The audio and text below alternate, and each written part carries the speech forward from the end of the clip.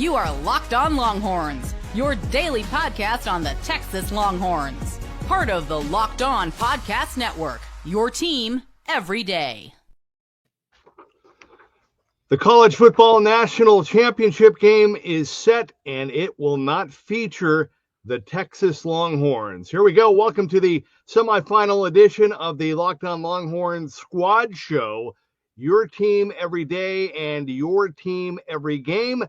And for the Texas Longhorns, their final game tonight as the Horns go down to the Ohio State Buckeyes by the final of 28-14.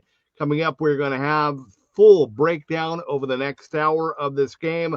My name is Jeff Biggs. That is the coach, Glenn Stretch Smith. We're going to have live coverage from AT&T as well. We've got Chris Gordy there. Jonathan Davis, the great host of the Locked On Longhorns podcast, is supposed to join us at some point, and we may have some other surprises. But I want to let you know that FanDuel, from big upsets to game-winning drives, the NFL playoffs are better with FanDuel.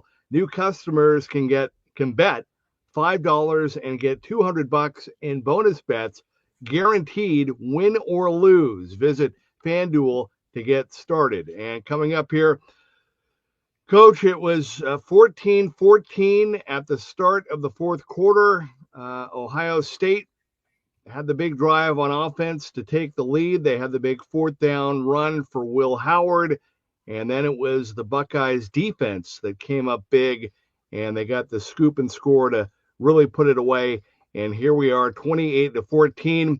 The Longhorns played Washington a year ago, and we thought that this team was going to be better and had a chance to get over that hump, get to the championship game, and get another title in Austin. But it did not work out that way.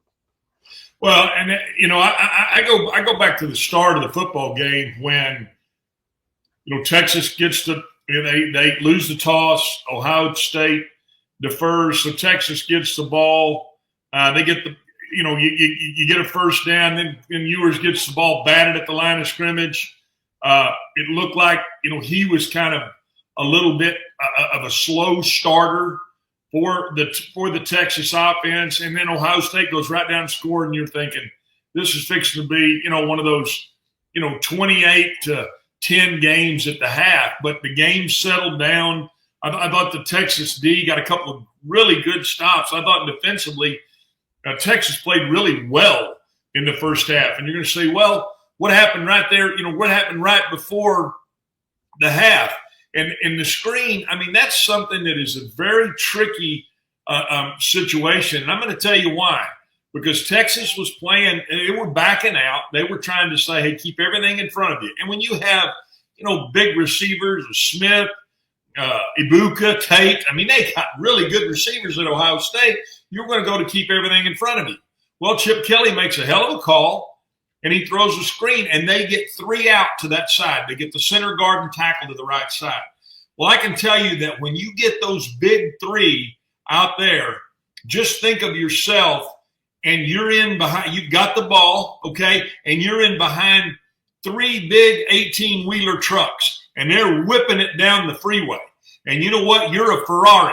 And all you're doing is going in and out of those trucks, and that's exactly what happened. I don't know that they really blocked anybody, the 3 big guys, but it was a great job by the Ohio State back to just kind of wiggle it in there and then score. So it's a 14-7 game at half, and it really didn't feel like it was anything but a really close game at that time. I think Will Howard had like 200 yards passing in the first half. You take that 75 yards off, you had 125 yards. And so Texas defensively was doing what they needed to do. I felt like to stay in the football game. And then offensively, it was like it got really frustrating to watch them because it's almost, to me, and I haven't graded a lot of Texas film this year, but it feels like Sark always kind of waits for the perfect call, and they got it. They got it twice because they were able to release Blue twice up the rail for touchdowns. Once when they had him one-on-one on the backer, And then another time when Ohio State brought 4 weeks and Texas got the football game tied up. So I thought it was a really, really good and well-played football game until Texas's last drive. I thought the two teams were very well matched.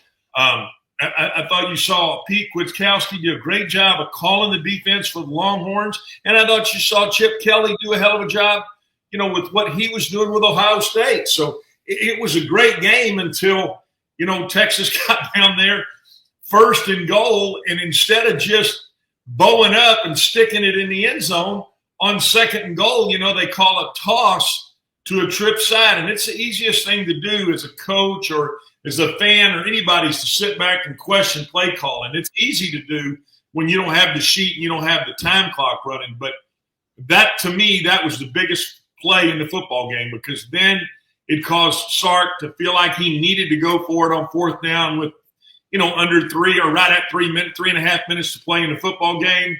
They go for it on fourth down. They blitz off the edge. He fumbles the football, and they return it, and it's a 28-14 game. But in no way does that score indicate what kind of football game I think we saw. All right. We'll get more into that, Coach, as the show goes on. I also want to mention, I forgot to mention this right at the outset, we want to hear from the comment crew. If you want to join in and participate with your comments and anything you want to share, we'll get into that as well. But right now, I want to bring on the everyday host of the outstanding Locked On Longhorns podcast. My first opportunity to get to have him on and get to work with him, the great Jonathan Davis.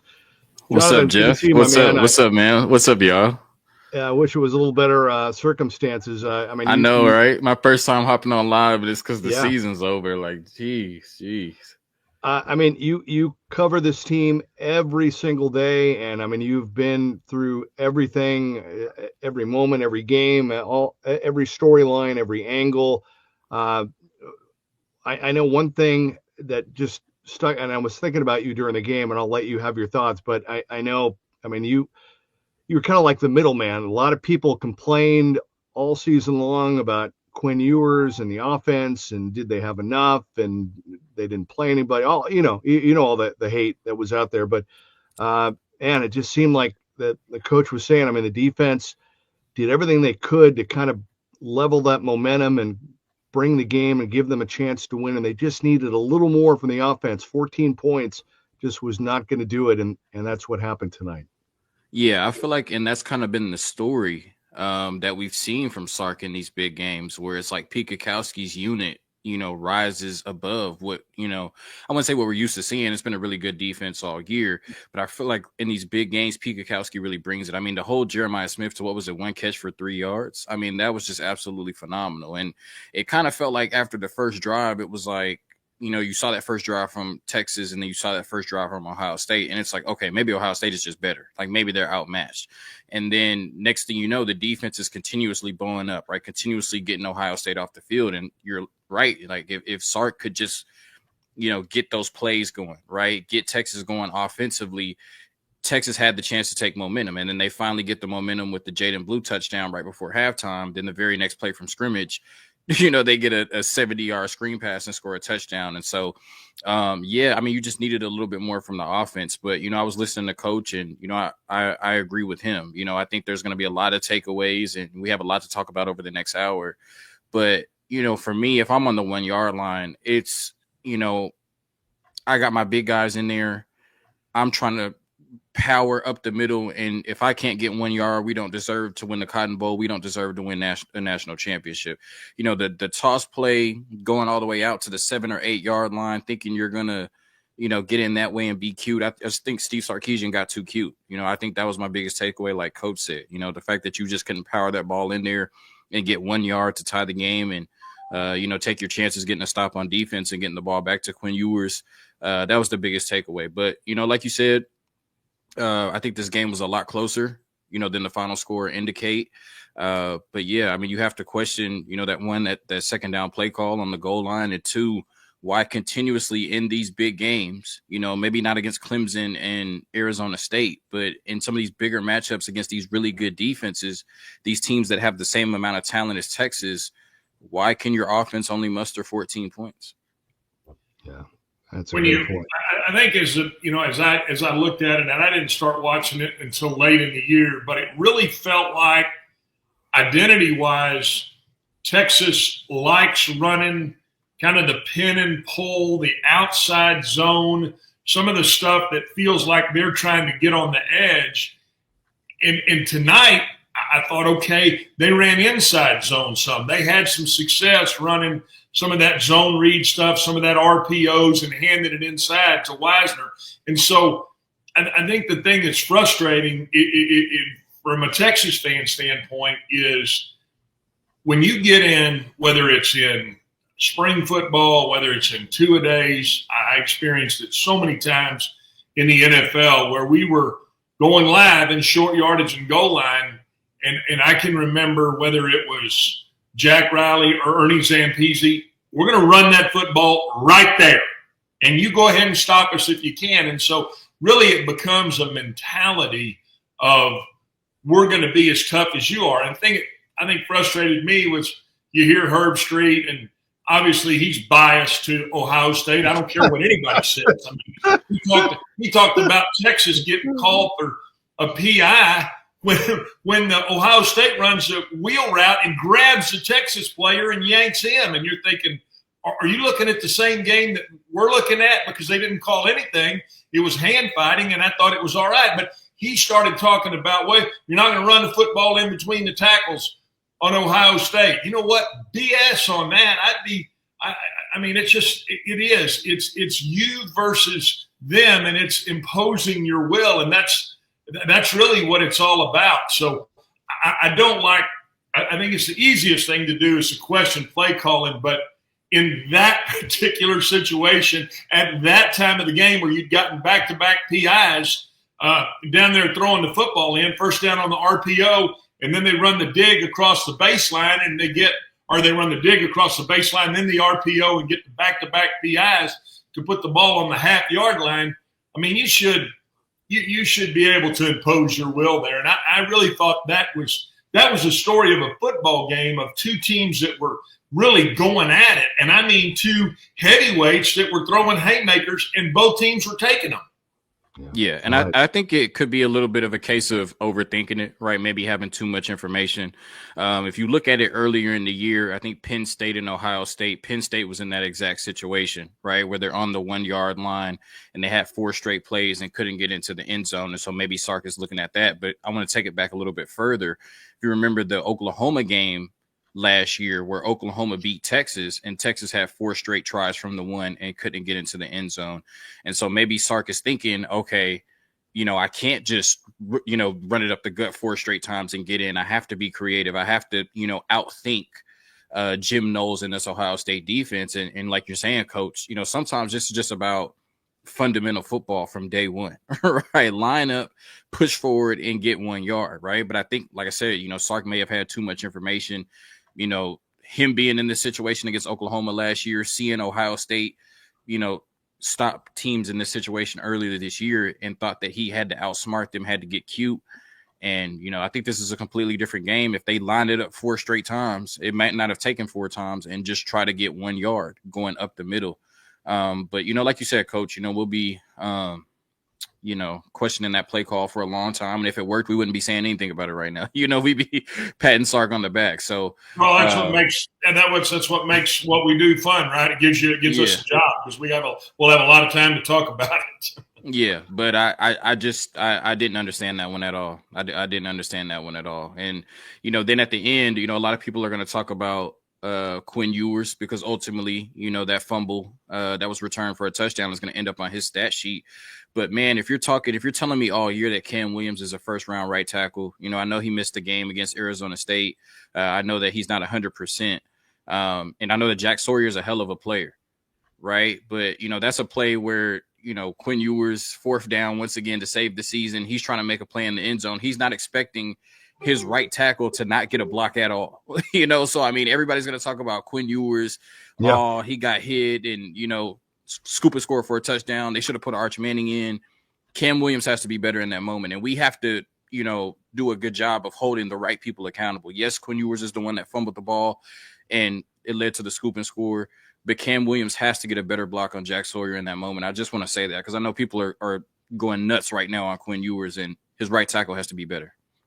All right, let's real quick want to go back out to AT&T. Our own SEC guru, the great Chris Gordy, was at the game, and he is kind enough to join us now. We got 4 Wide going on the Longhorn Squad Show.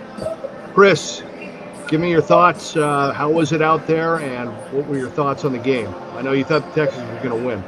Yeah, I mean, look, the 4th down play, that one is the one that makes Jack Sawyer, legendary for, Ohio State lore. But I think for Texas fans, we're all going to look back at that 2nd down play. And I caught some of what you guys were saying. And, I mean, it's like, dude, you get down there, it's 1st and goal at the 2. You get the pass interference. So you got 1st and goal at the 1. You rush it for no gain on 1st down. That 2nd down. Was it a sweep, Coach? I mean, it was whatever it was to the left. I was down here watching. I mean, and Caleb Downs completely just blows it up. He reads it. He breaks through. I couldn't see whatever gap it was, a gap, whatever, comes right up. And then Trey Weiser's got no speed. Like, he's trying to get to the edge, but he's not running full force. He's kind of hesitant because he's like, should I cut it back? And by that time, Caleb Downs is just waylaying him, and it's a loss of 7. And I mean, behind the 8 ball there, 3rd down, 4th down passing attempts, that thing should have been, in hindsight, look, hindsight's always 20/20, but that 2nd down play should have been, and I had a few people down here say it, put Quinn at the goal line, put in Arch Manning if you want, and get him under center and just, QB dive 3 times, whatever you want to do there, but losing those yards there, that's where you lost the game right there, because it just made 3rd and 4th down so much more difficult on you. And again, still, you should make good pass plays on 3rd and 4th down, but that 2nd down play was just brutal, man, because they should have just been punching that thing in, and unfortunately, they weren't able to do it. I mean, you guys tell me, but hadn't Texas this year put the tight end under center multiple times to sneak the football? They did it early in the game when they had when they put Manning in, and they kind of snapped it back to Manning, but they had the tight end up under the. I'm for anything except running toss to a trips receiver side. And again, I've been there. I've held the play sheet. I know how difficult it is. I know when you're under the clock and you're trying to call something. I get all that. But at the end of the day, you were a touchdown underdog to a team that you had a chance to tie up with 3.5 minutes to play in a football game from the half-yard line. It's time to impose your will. And I get what you guys are saying. They did.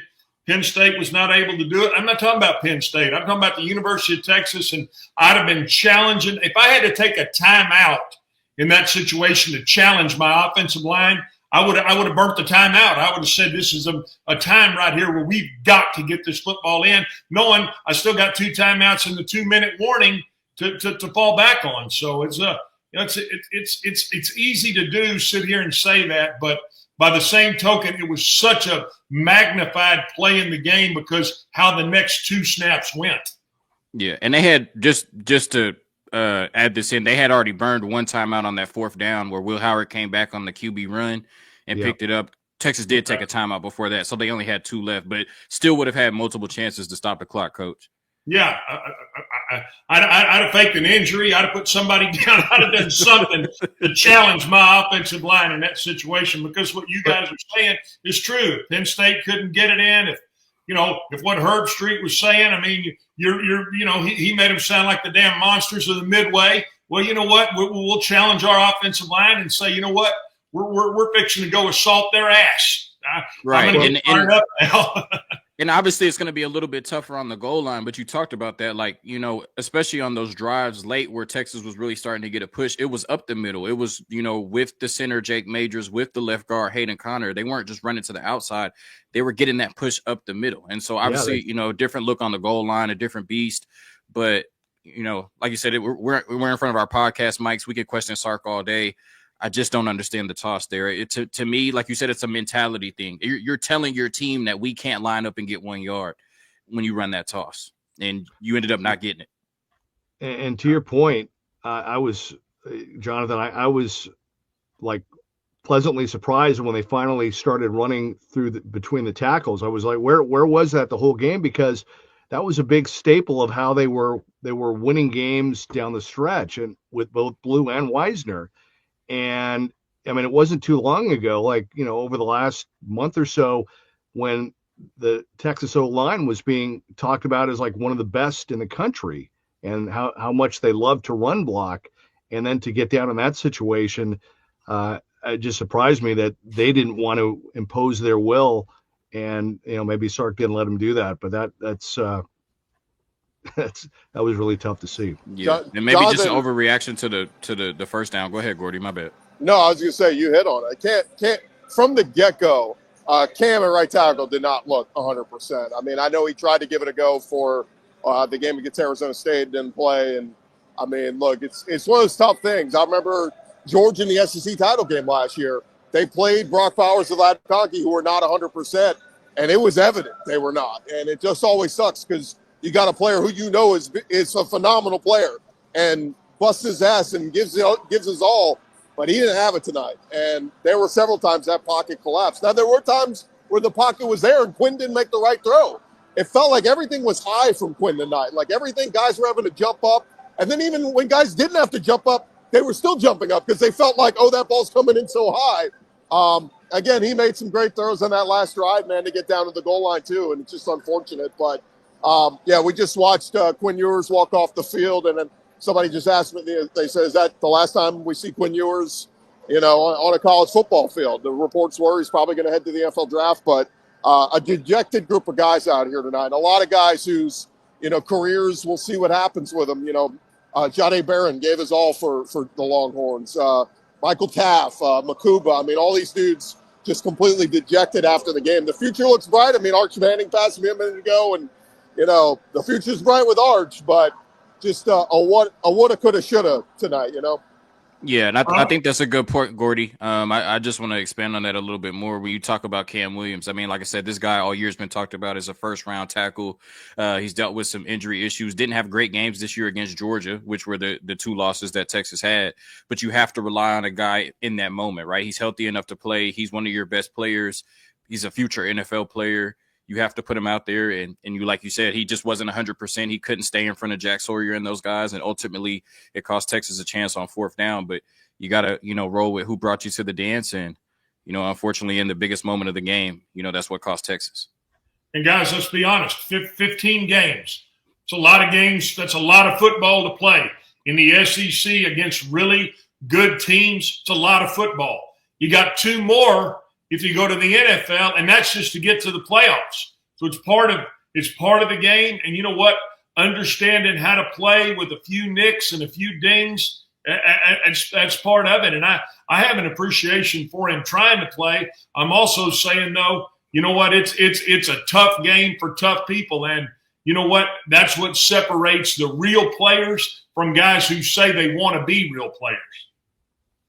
Right. Yeah, Gordy, I want to ask you, or I want to talk to you, because I was talking about, it seems like in these big games that Texas has been in the last 3 years, really going back to that first Alabama game where, they kind of almost shocked the world and lost to Alabama 20-19. It always feels like we see Pete Kwiatkowski's defense show up in a big way, but we've yet to see, with a team that can match Texas's talent level, Sark's offense just explode, right? And once again, here we are talking about a Sark's offense that only scored 14 points and took into the second, almost damn near halftime to get going.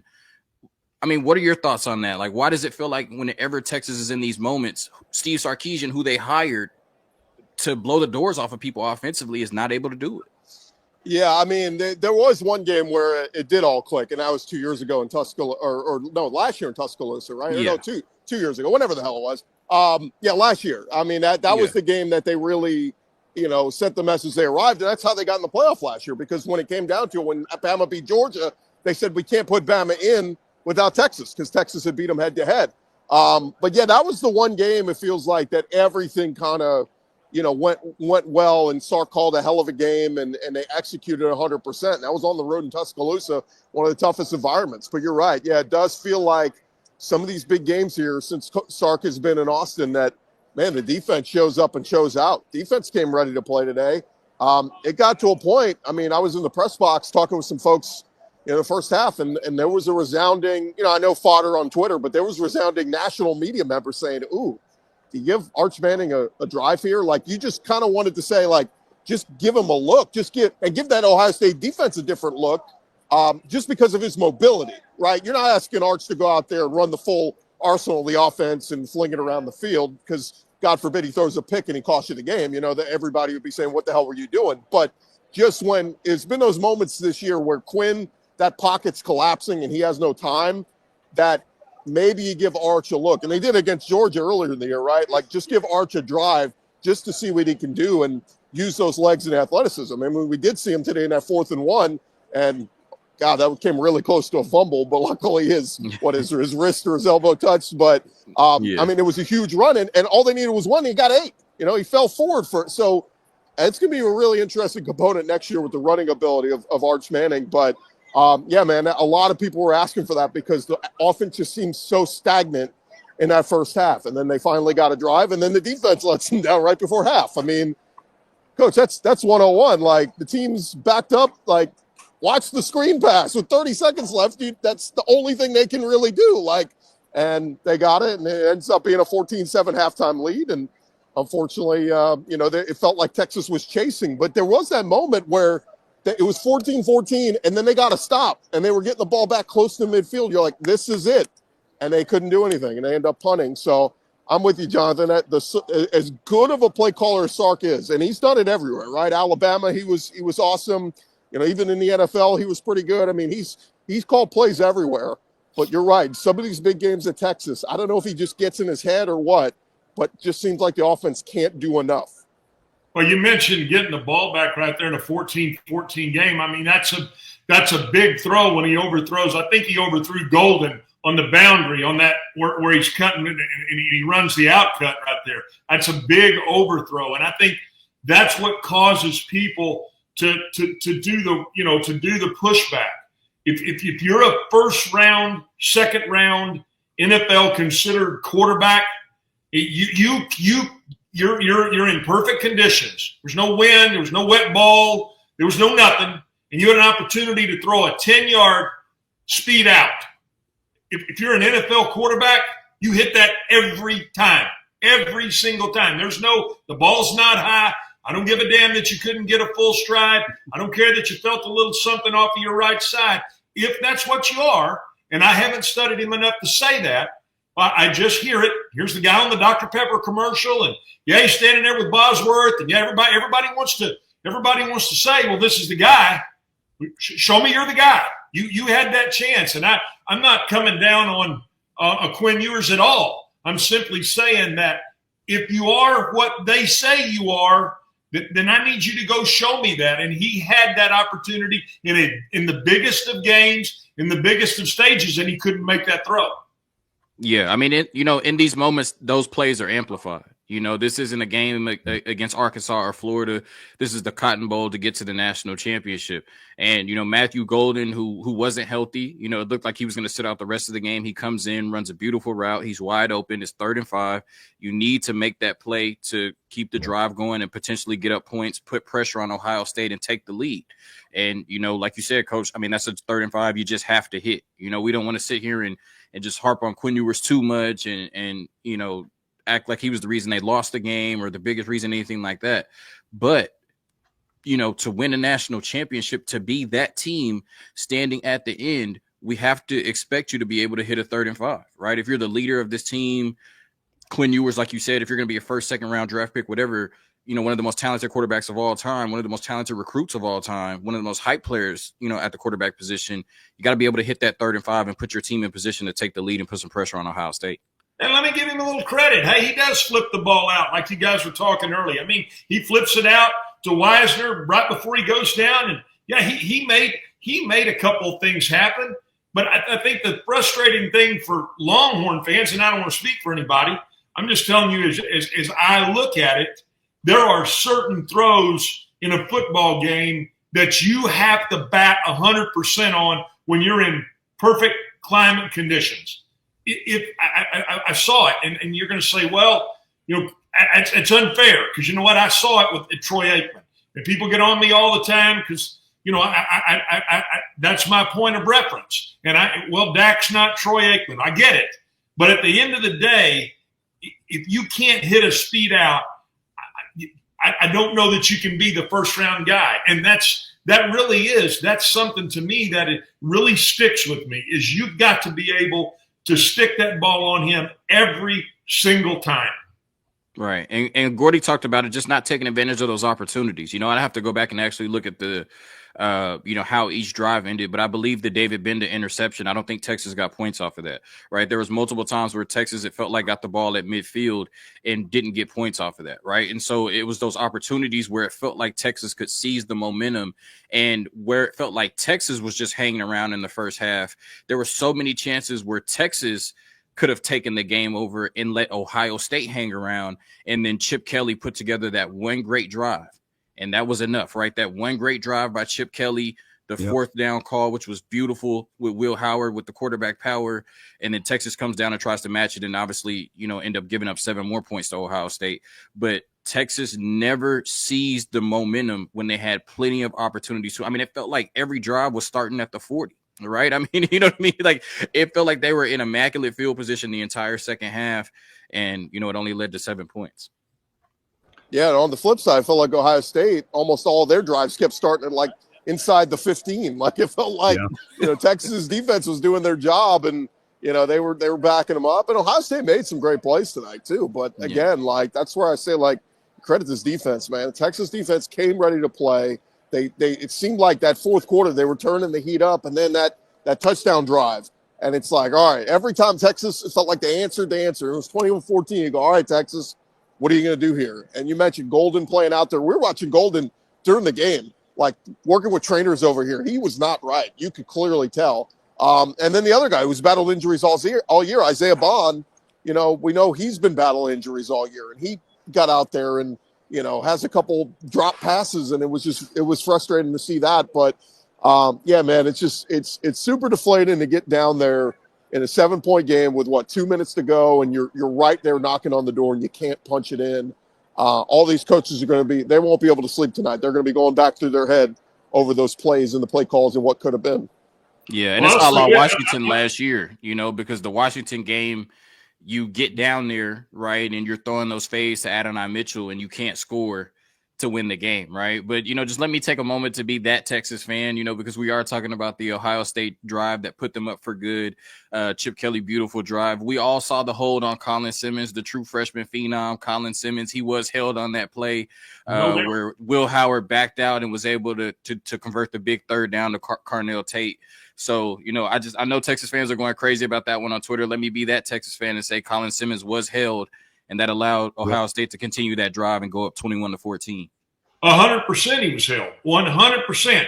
And guess who never said anything about it? Herbstreit didn't say anything, and they came back and showed it. They showed it coming out of the commercial. I mean, not only is he holding him, he's got him.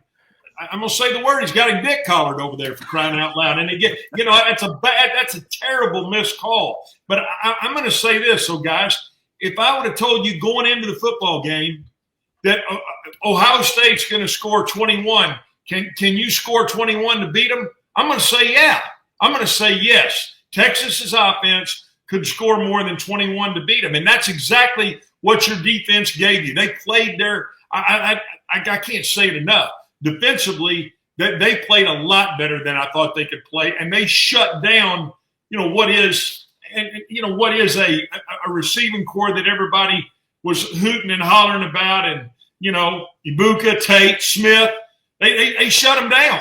And so I'm just saying you got to get more offensively out, or you're going to have to get something from the special teams, and you almost got that too. You almost got a return tonight, so it was a much closer football game than that score indicates. So you know, I'm sure everybody that bet on Ohio State's yucking it up, but I got news for you: you're lucky as hell to cash that ticket. Especially, and I want to say, especially after that second drive, right? Because Texas gets the ball first, they don't convert on the fourth down. Then Ohio State gets the ball and goes immediately down and scores a touchdown. Then Ohio State gets the ball the second drive, and they're just driving down the field. And I'm starting to think, okay, maybe Ohio State is just better than Texas, right? I'm like, maybe these boys just are better than Texas. And then they get saved by Travion Henderson losing his cool and punching, the defensive tackle in the face.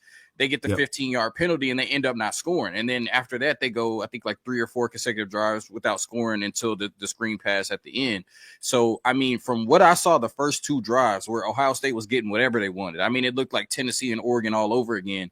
From what we saw after that from this Texas defense, just a phenomenal performance. And, yes, we needed more from Steve Sarkisian in the offense. Like you said, Coach, if you're going to come into this game and tell me I need Sark and Quinn Ewers to score 22 points, I'm taking that every time. And it's the same thing we saw against Georgia, right? 15 points against Georgia in the first game, 19 points in overtime against Georgia in the second game, and now 14 points. Your 3 biggest games of the year, you couldn't crack 20, all right? That's a Steve Sarkisian problem. Yeah. All right, we have to take our first time out. Chris, I don't want to leave you hanging. I don't want to make you hang around while we do this. Any final thoughts? Anything else you're thinking about as we look ahead? I just walk with me real quick, guys. Just want to show you here. We're here on the field. This is the end zone. This is right where it happened. And let me just show you. This is how close Texas was. Right here. This line. They were 6 inches away and end up on the second down. They lose 7 right here, and they can't punch it in. This is where it was lost. And unfortunately, Texas Longhorns, a long off season. There's going to be a lot of optimism with Arch Manning and all the pieces in the great recruiting class. I'm sure they're going to start to dip into the portal and probably add some guys, and we'll see who they add. But nonetheless, just another season of Texas football taking that step. Year 1 in the SEC, big check mark. You proved you belong, but close but no cigar. Can they get over that hump? I'm sure we're all excited to see what Arch Manning's going to do the next year or so. And if he's the guy, we'll see. But appreciate you guys having me, and hook 'em, right? Always. You got it, Chris. Great job, buddy. Thank you.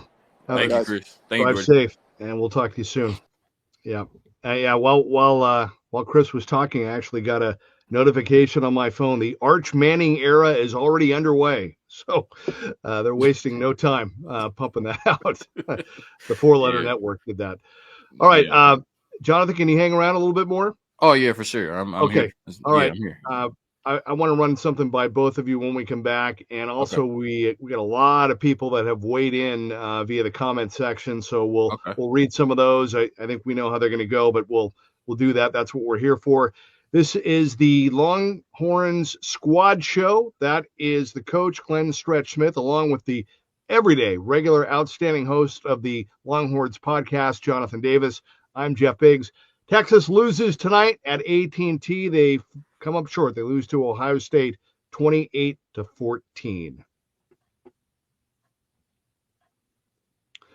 All right. This is a message from our sponsor, Intuit TurboTax. Are you tired of the endless waiting, wondering, and worrying about your taxes? Well, now that is a thing of the past. You see, taxes don't need to be complicated or stressful. TurboTax is here to change the game by matching you with a TurboTax expert. You can get to work on your return right away. No more waiting for answers. No more wondering if you're missing out on deductions, whether you've got one form or 20. TurboTax experts give your taxes the undivided attention while you get real-time updates on their progress, so you can focus on what really matters. You won't have to you won't have to lift a finger, but you'll get the peace of mind knowing that your taxes are being handled by the pros. Ready for stress-free taxes and the most money back guaranteed? Head over to TurboTax.com today and get matched with your expert who is ready to take your taxes off your plate so you can focus on your day. Only available with TurboTax Live full service, real-time updates only in the iOS mobile app. See guarantee details at TurboTax.com/guarantees.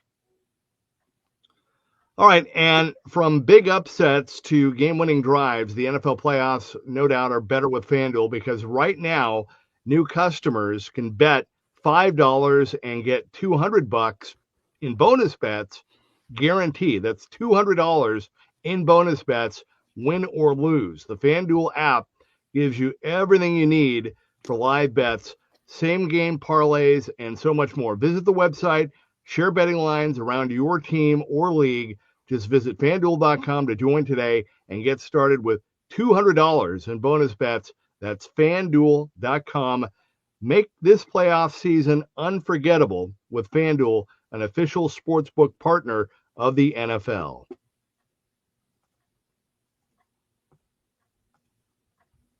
All right, welcome back to the Locked On Longhorns Squad Show. Jonathan Davis, the coach, Glenn Stretch Smith. I'm Jeff Biggs. Texas was tied with Ohio State 14-14 going into the fourth, and the Buckeyes ended up winning by the final of 28-14. And you guys did an outstanding job of hitting on all the different aspects of this game. And I just, watching this team and something you both touched on, Jonathan and Coach, was just, I came in kind of like midway through the season, even though I've always watched the Horns, but I mean, doing it for this, and it just seemed like and Jonathan, you would talk about it during the week, just the criticism of just the inconsistency with the offense. I mean, they would look great for a quarter, and then they would have a big lead in the first half, and then they would come back in the second half, and they would just go flat. I mean, they had the stat tonight that Texas has gone 6 straight games without scoring a touchdown in the third. They broke that tonight. But I don't know. It just I said over and over again, I mean, every single game I was so impressed by this defense, and we saw glimpses of this offense. We saw big plays at times. We saw great running. We saw the ups and downs with, Blue going into the doghouse with fumbles and all that, and Weisner, and the way that, but they complemented each other and they played great, and the O-line and Gunnar Helm with the tight end. I mean, all those things. And you just, the narrative was, okay, as long as they win, as long as they keep winning, and I really thought after the win, the wild win over Arizona State, whenever you win a championship, it's not easy, and you always get some kind of a scare along the way. And I thought that was the big boogaboo, and that, okay, they were going to come into this game finally as an underdog, Jonathan, because as you know, they've had the burden of being the number one team, or the team that was expected to win it this year all season long. And now they finally got to go into a game where they weren't the favorite. They were the underdog, and they had a chance to play with that chip on their shoulder. And the way that it started, I mean, to your point, I mean, thankfully the defense finally brought them back in it, and they were able to make a game, and they had a chance to win. But when you squeeze it all out and you break it all down and you look at the job the defense, it just, all the arrows just keep coming back to, it was up to the offense to score just a little more points. And I don't know, maybe we'll see, things will be different with Arch next year. I thought Sark, and I'll shut up here, but I thought Sark kind of in the third, when he kept going to those screen passes and they kept working. I mean, it felt like he was finally taking what they were giving him and not trying to force plays that weren't working. And then that kind of opened up the running game a little bit more, but they just could not. Then everything just changed with that goal line stand. And that was it. Yeah. That was the game. I think what we saw kind of all season and what we've kind of seen, I think, from Sark really over the years, and it could be Sark, it could be Quinn Ewers, right? And I guess we'll see when we go to Arch Manning. And I do think that the offense will be better, because we've all talked about Arch's legs and his ability to use that. And I think that's just so pivotal in college football, because that's something extra that you have to defend. I mean, we talk about the biggest plays in this game, and Will Howard, I mean, he should have took it to the house, but him converting that fourth down is one of the biggest reasons that Ohio State won the game. They could trust him to go to his legs. What we've seen from this Texas offense all year, really, and I think why it shows that they've had such an inability to score in the second half, is because they talked about it, Chris Fowler and Kirk Herbstreit, how Sark is renowned for his opening script. And you see Texas come out just like they did against Arizona State, right? They come out, boom, boom, boom, and score like 7 points in like the first 3 plays. And even though they weren't able to score like that in this game, we've usually seen a ton of success in the first and second quarter because they're working off a Sark script. And then in the second half, when they're not working off the script, that's when we've seen them start to struggle. And so I think that's been a thing with the offense. But yeah, I felt like what was really working in the second half was they started to go to the tempo, right? They started to go to the up tempo, the no huddle, not really necessarily no huddle, but, just getting right back on the ball and, not necessarily allowing Ohio State guys to substitute and just keep running play after play after play after play and putting pressure on them.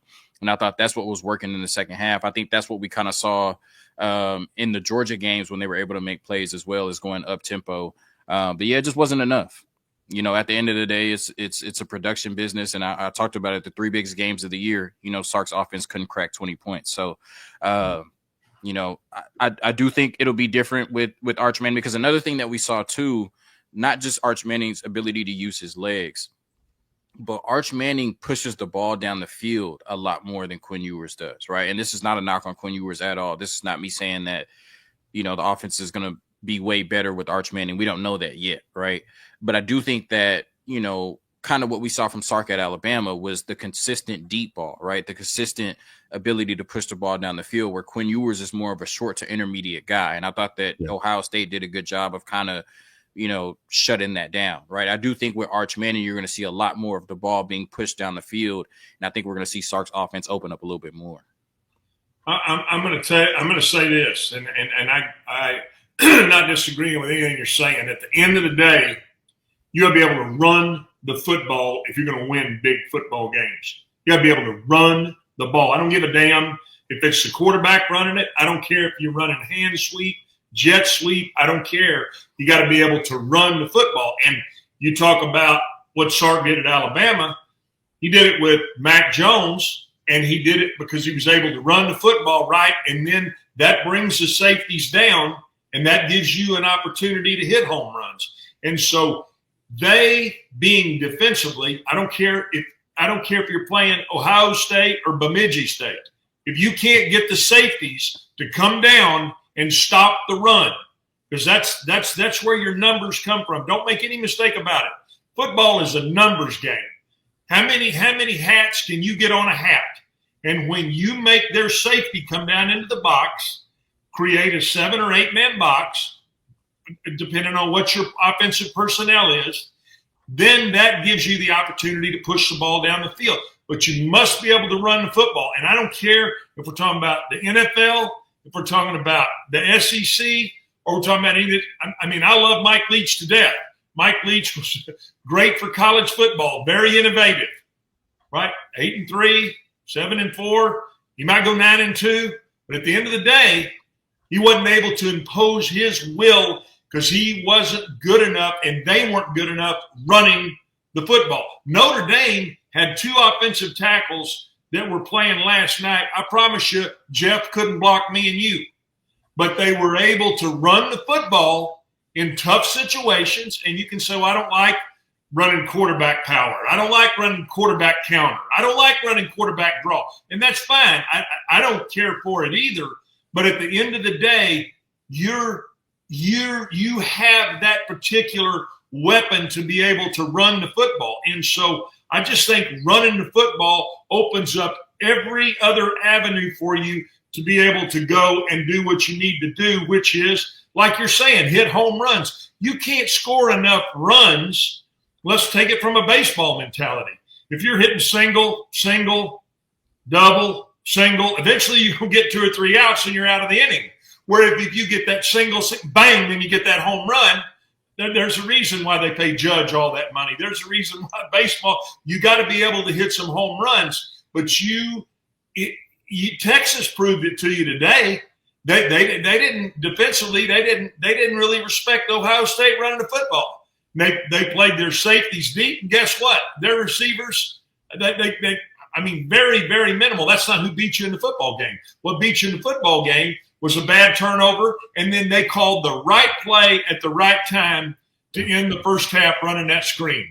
And good for Chip Kelly. The last I checked, he'd been a head coach in the NFL a couple of places. hey, you know what? Sometimes you eat the bear, sometimes the bear eats you. And I'm sure he got the right call to what, Pete Kwiatkowski had called, which was backing everybody up so they didn't get beat over the top. And then, like I said, they get the screen in there. You get the big 18-wheelers going, and you get Henderson, who's a Ferrari, and he zips it up through there and scores. Well, good for him. Right call, right place. That's not what lost you the football game. What lost you the football game was your inability to impose your will and run the football down there on the goal line. Yeah, there it is. All right. I promised I would get in some of the comments, and we got a lot of them, as you would imagine. This is from Ernest. Ohio, Texas, good, but they never played a team like this Buckeyes team. You see how they double team Jay Smith. They know what kind of havoc he can do. Doe says, I'm looking forward to the Arch era, and he will carry much better. So hook 'em horns. Let's see. Ohio State penalties made game look closer. Texas didn't shut it down. OSU made a lot of mistakes. This is I think a Buckeye fan. While you cry about holds, you overlook the many holds that Texas had. Let's see. 2025, you need some kind of mobility as a quarterback. Just saying, that's what you were just talking about, Coach. And I'm just trying to pick some that are different here. Should have put Arch in for that 1st and goal. Feel bad for our defense. They played hard the past 2 games. Sark lost this game. Ewers and Sark, the reason we lost the game. So that's kind of the gist of it. Go Longhorns, and that's the gist of it. Yeah. And I think kind of going back to what you were saying, Coach, I think it was because I always thought that this Texas team was better at their best when they ran the ball, right? I don't have to look at the numbers. I would assume that Quinn Ewers threw the ball over 40 times. That's not typically how this Texas football team is going to win, right? And so you see like games against Kentucky where they run for over 200 yards, games against Clemson where they rush for over 200 yards. And then you see a game against Arizona State where you don't crack 100, right? I'm pretty sure They didn't crack 100 yards in this game. And so it's like it was the inconsistency of the run. Really, I mean, you just talked about it, Jeff, the inconsistency of the offense all year. But it's like one game, this is the best offensive line in the country. They're just mowing people down, and Trey Wisner and Jaden Blue are getting whatever they want. And then we see against Georgia, they can't run the ball at all, right? I mean, UMass, I've talked about this on the show. UMass ran the ball for 200 yards against Georgia. But Texas in 2 games, I don't think cracked 100 yards total against Georgia. So, I mean, just the inconsistency of this run game all year, I just really don't get it, right? Because like you said, that is the foundation of Sark's offense. We could talk about the wide receivers. We could talk about the deep shots and all of that. When he had Mac Jones, he also had Najee Harris, right? And, the foundation of this offense is the running game and, the inability to get that going consistently tonight. And I think that put a lot of pressure on Quinn Ewers. And ultimately, I just don't think that was the best formula to win. And I mean, don't let me sell you on the fact that I think you got to run the quarterback 12 or 15 times a game, because I'm not from that school either. Because guess what? You don't have more than one of those guys. So if you plan on hitting him up in there a bunch of times, guess what? It's only a matter of time before you're going to get that guy hurt. I just think that I think Quinn Ewers is a really good quarterback, but I think that he has to have the threat of the run game and the threat of the play action to be able to draw those safeties in, and then to be able to – he's a really good intermediate thrower. That's why I was surprised when he missed that out route. We didn't talk about the big drop by Bond. I mean, that was a big drop in the second quarter where he jumped and he didn't have to. He dropped the football. It would have kept that first down going. So I do think Ewers – is a good intermediate thrower. I think he's a smart guy. I think he understands how to get in and out of some good plays and get you out of some bad plays. And I'm just from the school that he running the football is not about saying, hey, we got to go get 200 yards. It's about staying consistent running the football. And I think Texas's defense keeps you in games where you don't have to – it doesn't have to be a situation like Oregon got into against Ohio State where they had to throw it every single down because, they were behind 28-0 before you could, turn around and see what was going on in the football game. It was never that way tonight. And so defensively, that they're good enough and have been good enough all year to win for you. And you know what? At the end of the day, you're going to look back, and if you're honest with yourself, you look back at the cut-ups, and that's what you do. That's how you get better in the spring. You go look at all these cut-ups, and you say, hey, what did we do that didn't allow us to have a chance to win this game or win that game? And I think it's going to go right back to the run game. I mean, you have to be able to get themselves in that situation where they were down there on that last drive. They converted two. Correct me if I'm wrong. A 3rd and 3 and a 3rd and 4. They converted them running the football, and so those were big conversions that kept that last drive going. Yeah. So anyway, we can just keep singing this same song, but All right. You got to be able to get it done there. All right. Well, let's do this. Let's take our final timeout, and when we come back, we'll have final thoughts. Jonathan, I want to talk a little bit more about what we can look for next season, maybe who's coming back, who might be leaving, how both sides of the ball look as we look ahead to next year. Not just Arch, but the entire team, the running game, the O-line, everything. We'll do that. We'll get some final thoughts from the coach as well. But the season is over tonight. Texas falls to Ohio State 28-14. This is the Locked On Longhorns squad show. All right. Attending the new 12-team college football playoff has been incredible and has been an incredible experience that brings fans together like never before. I remember the excitement of past playoff games and can't wait to make new memories with the updated format and extra teams involved. And hopefully next season we'll see Texas take that next step and make it to the championship game. But Game Time has a new feature called Game Time Picks that makes getting tickets for events even easier. It filters out the fluff to show you only incredible deals on great seats, so you don't have to waste time searching through thousands of tickets. You can use Game Time Picks to find tickets for an upcoming game. It's a breeze. You can get great value for all kinds of seats at the venue. The Super Deal, in particular, stood out as the best value for the event.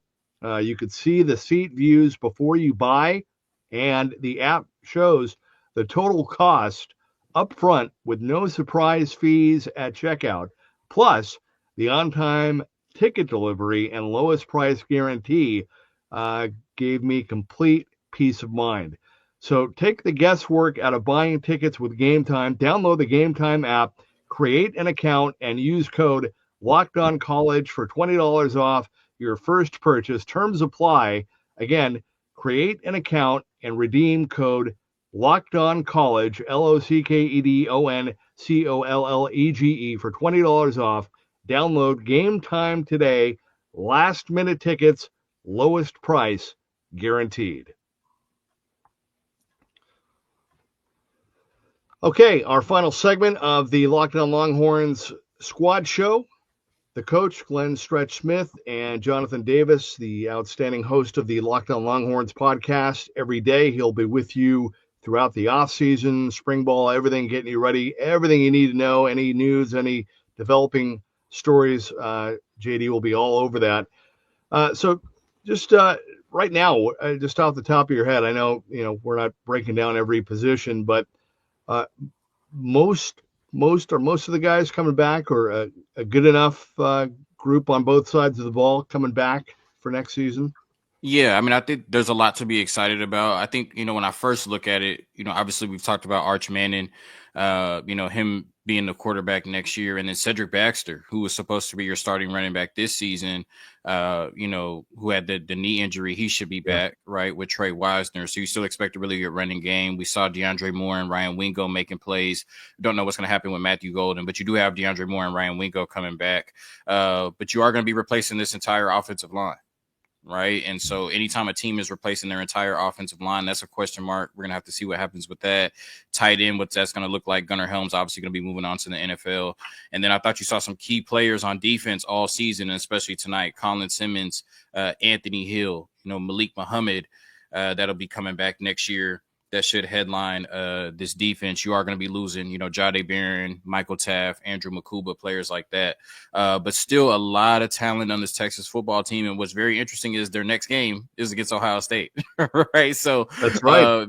Right. Their very next game is against Ohio State. So you get to see them. But yes, Texas team is bringing a lot of talent back. Certainly a playoff contender next year. Certainly a national championship contender next year. A very good football team. And we should be right back in this position next year. Hopefully we could be one of the last 4 teams standing. We certainly have the talent to do so. Coach, what do you think? What from a coaching standpoint, you talked in the end of last segment about going back and looking at the clips and trying to learn and build off and take away from what you did wrong. But how much motivation, how much needs to be said, during the off season, and what other buttons can you push to kind of get the mindset of, hey, we have unfinished business. We've had a couple of great seasons, but we're still not, we didn't do what we wanted to do. Well, I mean, that's the thing. It's hard to get into this position where you're in the semifinal, and they've done it 2 years in a row. So you have to give them credit for getting themselves there. Now the question becomes, what do you do to push yourself into, the championship game? What do we need to do? What does it start with? And obviously it's going to start with the strength and conditioning program. Those guys getting in the weight room. It's going to start with, like you were saying, I mean, they're going to have to probably go pluck 2 or 3 guys out of the portal, offensive linemen that you think can come in and immediately help you. I just think it's hard to get yourself to this position right here. It really is. It's difficult to do. And when you're not able to cash in on that, I think it's very disappointing. You think about the 49ers in the NFL and how they've gotten themselves in position, but now all of a sudden, father time creeps up. And we're not talking, I get it, we're talking about college football where new guys come in. But at the end of the day, it's hard to get yourself in position to continue to win year after year after year. And that's what makes Coach Saban so great. I mean, winning those championships that he won. It's what makes Bill Belichick great. And so obviously I think as a staff, Texas will, come together and say, what are we going to do to get ourselves in a position to win a national championship here? Because it's been a while since Vince Young did it against USC. And I think that's what Texas fans want. That's what they're starved for. And we know all you got to do is win one of them. They'll name a damn steakhouse after you and everything else in Austin. So you can really get it going. All right. Well, that was, I still call that the greatest college football game I've ever seen, that Texas win over USC. That's just me, though. All right. Before we go, Jonathan, last word from you. I want to let you just, for those that are watching or that are going to be listening later, what's kind of on the agenda here for you now that the season's over? Kind of walk us through what your show is going to be like and what we can look forward to. Yeah, definitely tomorrow tune in. We'll have a recording, a reaction to the game, full reaction. Continue to just talk about the game. Obviously basketball is going on. Baseball is coming up, but I mean, it's going to be a lot of football. Like you said, we cover it from every angle. Texas is going to hit the portal now full time and try to get some players that can come in and help, just like Andrew Makuba was able to for this year. So we're going to follow recruiting. We're going to follow the portal. Then that's going to lead into spring football, the spring game, the summer workouts, the fall camp, and then we'll be right back here in the season. So, a lot of football from every angle, basketball and baseball. But, the meat of the show will continue to be this Texas football team all year. All right. Well, truly, it was great having you on tonight. Thanks for hanging out with us. I wish it was after a win. It would have been a little more fun. But great job. Great to have your insight. We appreciate you. Sir, Hogan. And Coach, loved working with you. Hopefully we'll get to do it again next season. But loved your insight, loved your passion, and it's like you said, it's tough. It's all about the season, right? You gotta take the season when you have it, and it's tough when you don't get to finish the way you want. Feels a lot like it did with the Cowboys, right? Some days you get to drink the wine, and other days you get to stomp the grapes. And right now we got some purple feet. We're stomping some grapes, so hopefully get a chance to get back on here, Jeff. Hey, appreciate you having me this year, and good luck, man. Okay, thank you, buddy.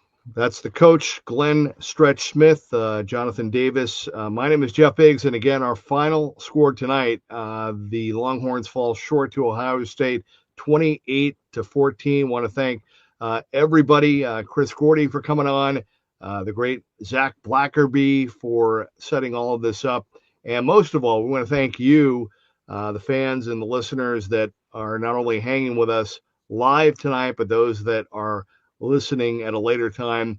We're here for you. That's why we did these shows, because we wanted to be here live for you to talk about it, but also to get your reaction. So we appreciate you jumping on.